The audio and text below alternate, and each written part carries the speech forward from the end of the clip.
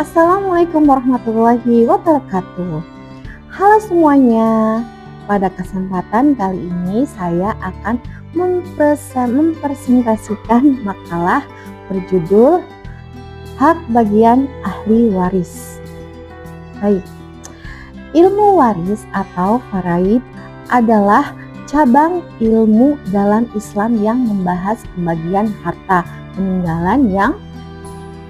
peninggalan orang yang sudah meninggal kepada keluarganya. Sebelum Islam datang, sistem warisan di masa jahiliyah tidak adil. Perempuan, anak kecil, bahkan janda tidak mendapatkan bagian warisan sama sekali.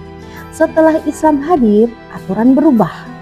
Laki-laki dan perempuan sama-sama punya hak waris meskipun bagian mereka berbeda.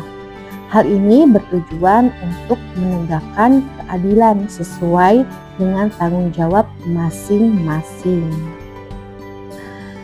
Dalam makalah ini ada beberapa rumusan masalah. Pertama, apa arti waris dalam Islam? Kedua, bagaimana sistem waris sebelum dan sesudah Islam? Ketiga, apa dasar hukum pembagian warisan? Dan keempat, bagaimana aturan warisan menurut kompilasi hukum Islam serta hukum adat di Indonesia. Adapun tujuan makalah ini adalah untuk memahami arti waris dalam Islam, mempelajari secara hukum waris, menjelaskan aturan pembagian menurut Al-Quran, serta membandingkannya dengan sistem adat di masyarakat. Secara sederhana, waris adalah perpindahan harta dari orang yang meninggal kepada keluarganya. Dalam Islam, waris disebut dengan faraid.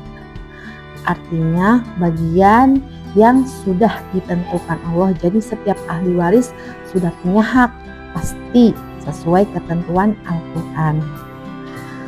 Sebelum Islam datang, aturan warisan hanya diberikan kepada laki-laki yang kuat.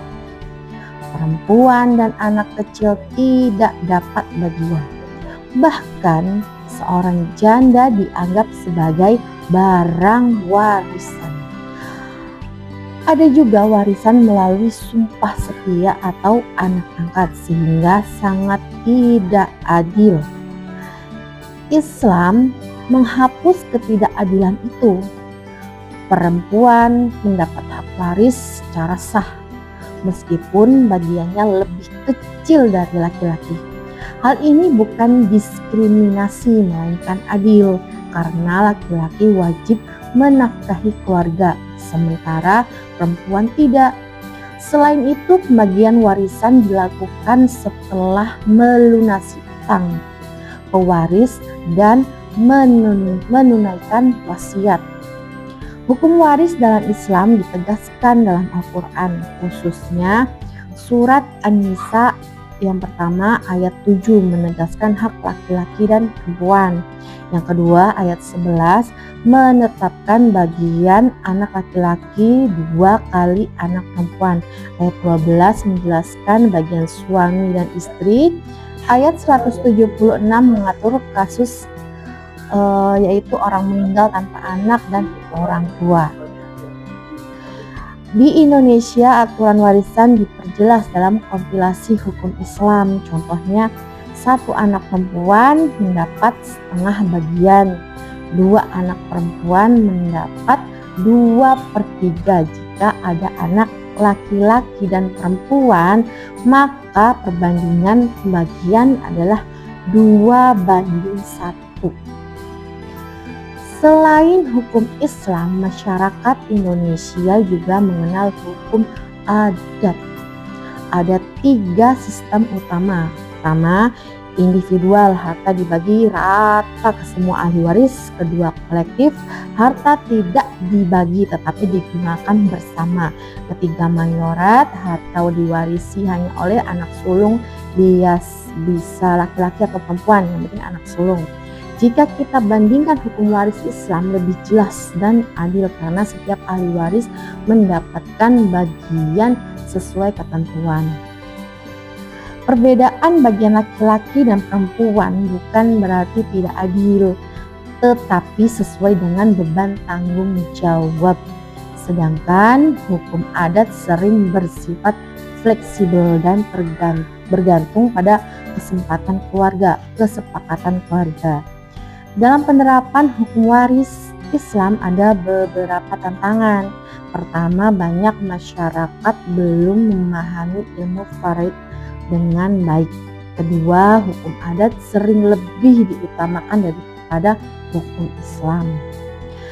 Ketiga, sering terjadi konflik keluarga karena warisan. Solusinya adalah dengan meningkatkan pendidikan dan sosialisasi hukum waris, memperkuat peran ulama dan tokoh adat, serta mendorong masyarakat menggunakan pengadilan agama jika terjadi perselisihan. Musyawarah keluarga tetap penting, tetapi harus sesuai dengan syariat Islam. Dari makalah ini dapat disimpulkan bahwa Islam mengatur warisan dengan adil dan jelas. Perempuan dan laki-laki sama-sama punya hak waris. KHI menjadi pedoman hukum di Indonesia, dan tantangan terbesar adalah kurangnya pemahaman masyarakat serta pengaruh adat. Demikian presentasi saya tentang bagian ahli waris laki-laki dan perempuan dalam hukum Islam. Semoga bermanfaat dan menambah pemahaman kita semua. Wassalamualaikum warahmatullahi wabarakatuh.